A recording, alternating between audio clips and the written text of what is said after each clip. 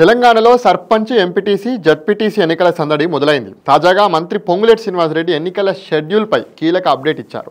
June నెలాఖరులోగా notification విడుదలవుతుందని చెప్పడం జరిగింది. రేపు జరగబోయేటువంటి కేబినెట్ భేటీలో ఎన్నికల నిర్వహణ తేదీపై స్పష్టత వస్తుందని చెప్పేసి అన్నారు. ముందుగా ఎంపీటీసీ, జడ్పీటీసీ, ఆ తర్వాత సర్పంచ్, మున్సిపల్ ఎన్నికలు నిర్వహించినట్లు మనకు ఆయన చెప్పారు. అంటే ఈ లెక్కన తెలంగాణలో స్థానిక సంస్థల ఎన్నికల హడావిడైతే మొదలైంది. మంత్రుల యొక్క వరుస ప్రకటనలతోటి రాష్ట్రంలో రాజకీయ వాతావరణం వేడెక్కింది. క్షేత్రస్థాయిలో రాజకీయ నాయకులు, ఆశావాహుల్లో కొత్త ఉత్సాహాన్ని మంత్రుల ప్రకటనలు నింపాయి.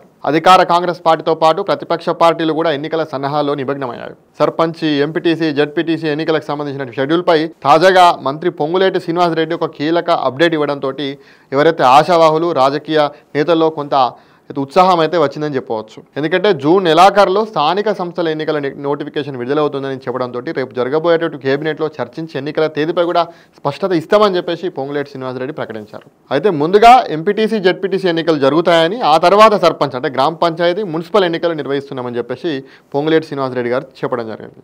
ప్రభుత్వం ఇప్పటికే గ్రామాల్లో, పంచాయతీల్లో వార్డుల విభజన, ఓటరు జాబితా తయారీ పనులను పూర్తి చేసిందని చెప్పేసి చెప్పారు.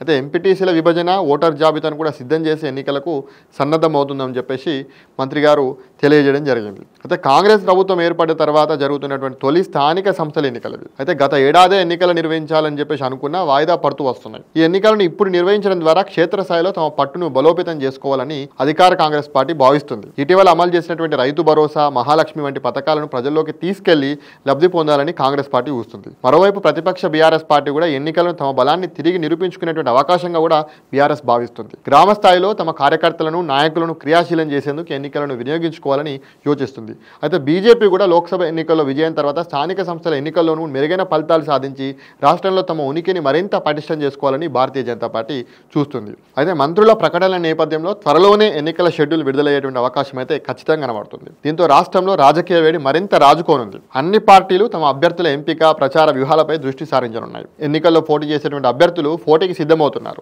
గ్రామాల్లో పాగా వేసి ఓటర్ దేవుళ్లను తమ వైపు తిప్పుకునేటువంటి ప్రయత్నాలు ముమ్మరం చేస్తున్నారు.